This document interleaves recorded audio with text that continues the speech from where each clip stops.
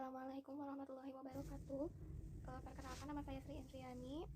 Di sini saya akan mencoba menyampaikan tentang interaksi obat dengan lab untuk memenuhi tugas mata kuliah interaksi obat. Yang pertama ada interaksi obat dengan laboratorium. Interaksi ini dapat terjadi apabila obat mempengaruhi akurasi uji diagnostik atau mengubah akurasi diagnostik tes sehingga dapat terjadi positif palsu dan negatif palsu. Interaksi ini dapat terjadi melalui gangguan kimia. Misalnya, laksatif antarkuinon dapat mempengaruhi uji urin untuk urobilinogen atau oleh perubahan zat yang diukur. Kemudian yang selanjutnya ada tes lab yang sering dilakukan. Yang pertama ada tes darah lengkap. Tes ini mengukur tiap komponen dalam darah.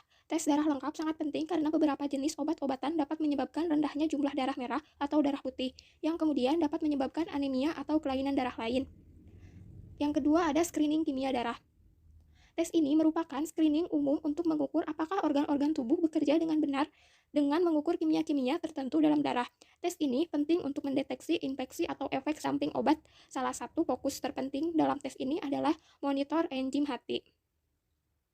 Yang selanjutnya, macam-macam uji laboratorium. Yang pertama ada alkalin fosfat, ada bilirubin, ada glukosa, blood urea nitrogen atau BUN, kolesterol, trigliserida, kreatinin serum, transminase. Yang pertama yaitu alkalin fosfat. Tes untuk alkalin fosfat dikerjakan untuk pendiagnosa penyakit-penyakit liver atau tulang, serta untuk melihat apakah pengobatan untuk penyakit tersebut bekerja. Uji alkalin fosfat ada dalam tes darah rutin, termasuk dalam bagian tes fungsi liver. Kisaran normal alkalin fosfat dalam darah adalah 44-147 international unit per liter.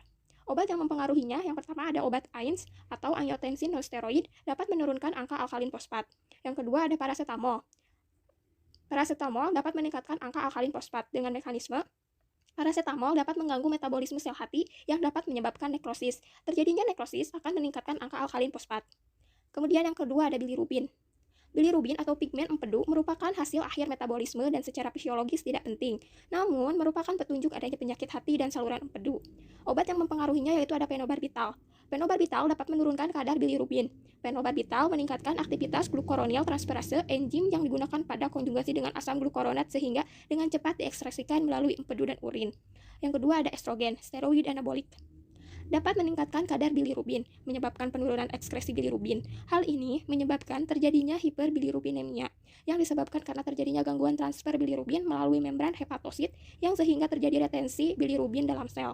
Obat-obat yang mempunyai mekanisme sama adalah halotan, isoniazid, dan klorpromazid.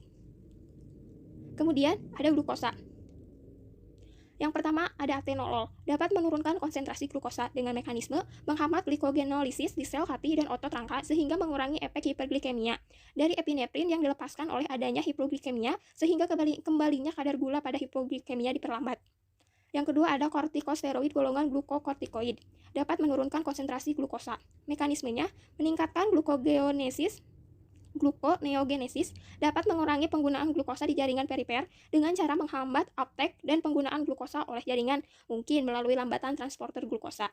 Yang keempat, ada blood urea nitrogen atau BUN.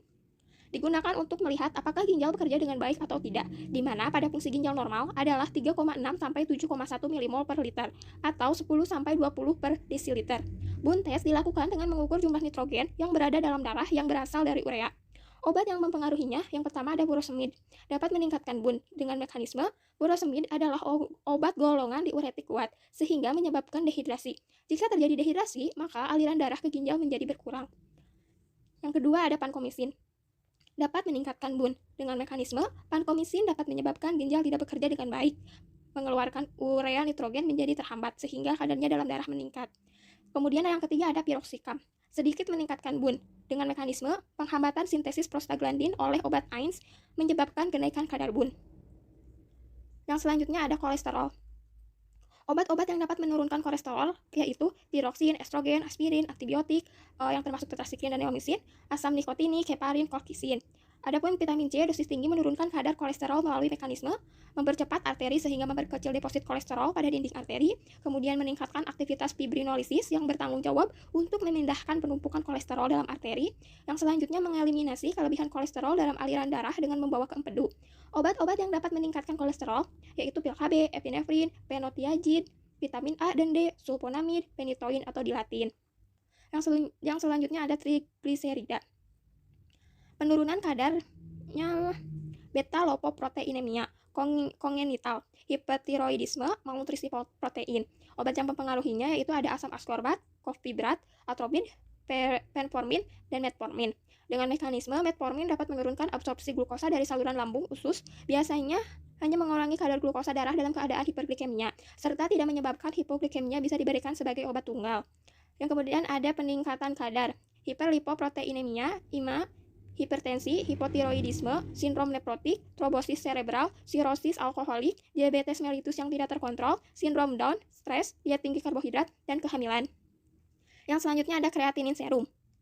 Merupakan produk sampingan dari hasil pemecahan fosfokreatin, kreatin, di otot yang dibuang melalui ginjal. Normalnya, kadar kreatinin dalam darah 0,0 sampai 1,2 mg per desiliter.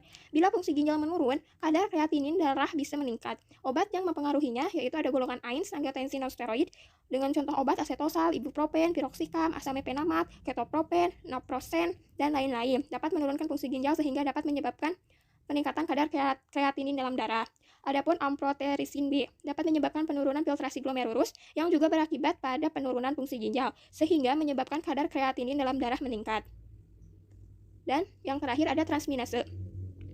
Transminase digunakan untuk mendeteksi adanya kerusakan hati. Pemeriksaannya dengan pengukuran SGOT dan SPGT. Keduanya terdapat dalam sel hati dalam jumlah yang besar dan ditemukan dalam serum dalam jumlah yang kecil. Kadarnya dalam serum akan meningkat ketika sel rusak atau membran sel terganggu. Yang pertama ada SGOT atau serum glutamat oksaloasetat trans. Penurunan kadar SGOT terjadi pada saat kehamilan, diabetik, ketoasidosis, dan beriberi. Sedangkan peningkatan kadar SGOT pada kondisi infark, mikard akut atau IMA. Ensefalitis, nekrosis, hepar, penyakit dan trauma muskuloskeletal, pankreatis akut, eksplamsia, dan gagal jantung kongesif. Obat yang dapat meningkatkan nilai SGOT yaitu antibiotik, narkotik, vitamin, antihipertensi seperti metildopa, guanetidin, teopilin, golongan digitalis, korotin, flurazepam, indomethacin, isoniazid, rifampicin, kontrasepsi oral, salisilat, injeksi intramuskular. Adapun isoniazid dapat menimbulkan ikterus dan kerusakan hati yang fatal akibat terjadinya nekrosis multilobular, sehingga hal ini menyebabkan peningkatan aktivitas enzim transminase.